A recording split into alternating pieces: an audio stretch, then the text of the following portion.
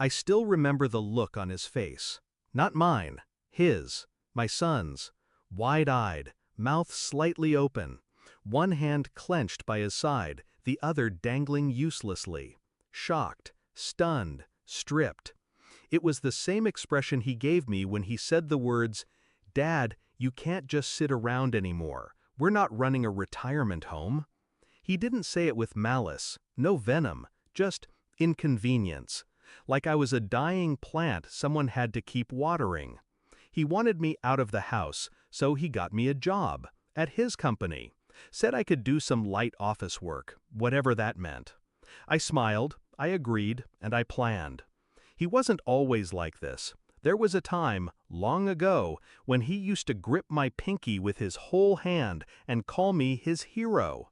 Back when I used to come home from night shifts smelling like sweat and steel, and he'd run to the door, arms wide, eyes brighter than any promotion I ever earned.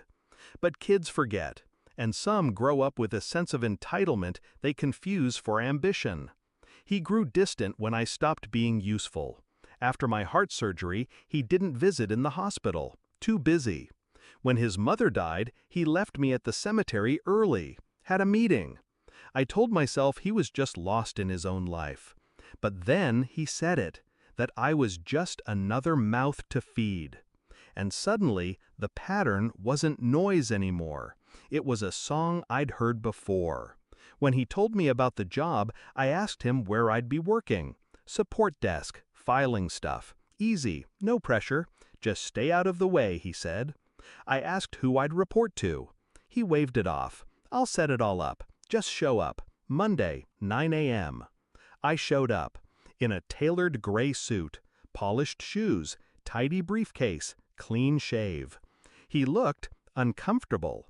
Maybe I was supposed to shuffle in like an old man lost in the modern world. But I walked in like I built the place. And in some ways, I had. The office hadn't changed much since I retired from the board 5 years ago. Different chairs, brighter walls, but the bones were the same. He never asked where I used to work before he got me that job. He never cared. He never knew I had spent 28 years in that very building, climbing from the mailroom to the executive floor. He didn't know I helped build the software the entire company still ran on. Didn't know the founder shook my hand the day I left and said, "The company's in good hands now. We wouldn't have made it without you." I never told my son, because he never asked. I walked to the front desk, introduced myself. The receptionist did a double take. "You're Mr. Keller?" I nodded. She blinked, then picked up the phone. 2 minutes later, his boss came down. My son's boss, Daniel. Daniel hadn't aged well, hair thinner, gut heavier, but his voice was still slick, like butter spread over broken glass. He froze when he saw me. "Mr. Keller? You're his father?" I gave him a firm handshake. "Retired, just helping out." He smiled, tight, nervous. He knew who I was. He also knew the board still had me on speed dial. By noon, Daniel had called me into his office. By 1, he'd offered me a senior advisor position, part-time, high pay, flexible, with the same benefits I had before I retired. He said the company needed someone with real experience to help navigate upcoming restructures. I said I'd think about it. Then he asked something odd. "How much does your son know about your history here?" I smiled. "Not much." Daniel laughed, nervously. "You've raised an ambitious one." I nodded. He just forgot who taught him how to walk. By the end of the week, Daniel made his move. I didn't ask him to. I didn't need to.